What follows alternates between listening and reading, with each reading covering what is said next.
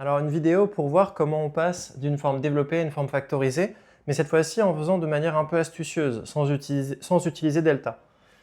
Donc là, ce que je vais faire, il faut essayer de voir s'il n'y a pas une racine évidente. Parce que si on trouve une racine évidente, on aura déjà une forme partiellement factorisée, et ce sera assez simple de trouver la deuxième racine. Donc ici, c'est quoi les racines évidentes? C'est toujours un peu la même chose, c'est moins 2, moins 1, 1, 2. Tu testes ces quatre valeurs et tu vois s'il y en a au moins une qui marche. Donc là, à vue d'œil, qu'est-ce qui a l'air de bien marcher parmi les 4? Je conseille toujours de commencer par 1. En général, c'est la plus simple à voir. Donc là, on voit 1 au carré plus 6, ça fait 7, moins 7 fois 1. Donc ça fait 7 moins 7, ça fait 0. Donc là, on le voit bien, hein. 1 plus 6, 7, moins 7. Donc 1 est racine évidente.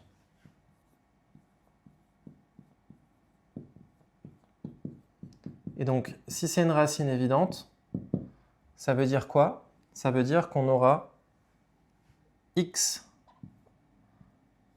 moins la racine évidente, x moins 1, facteur de x moins x2.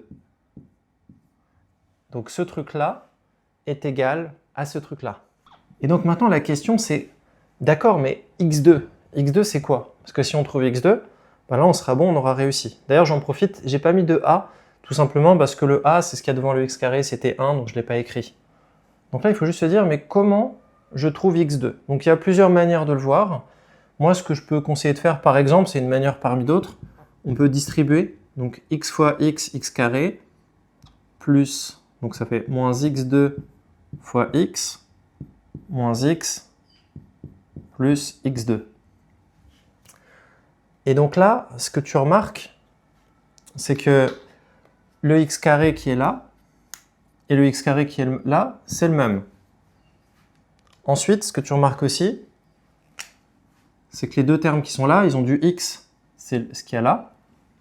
Et donc, ce qui est super intéressant, ça va être le x2 qui est tout seul. Le x2 qui est là, et le plus 6. En fait, on peut directement voir, juste avec ça, que x2 vaut 6. Voilà, on le sait déjà juste en développant. Sinon, ce que tu aurais pu faire, tu aurais pu le voir ici. Moins 1 fois moins x2. Le produit de ces deux trucs-là doit faire 6. Parce que tout le reste, x fois x, ça fait du x carré. X fois moins x2, ça fait du x. Moins 1 fois x, ça fait du x. Il n'y a que le moins 1 fois le moins x2 qui va faire 6. Donc forcément, x2 vaut 6. Parce que moins 1 fois moins 6 fera 6. Donc x2. Donc x2 égale 6. Et on obtient le polynôme sous forme factorisée.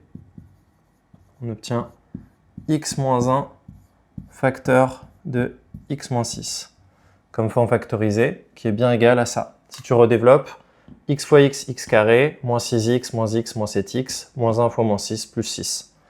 Donc voilà, plusieurs méthodes. En développant, on voit bien l'égalité directement proprement. Sinon, de tête, tu aurais pu juste calculer le moins 1 fois moins x2 et tu aurais vu que ça valait 6. Allez, abonne-toi et on se retrouve dans la prochaine vidéo.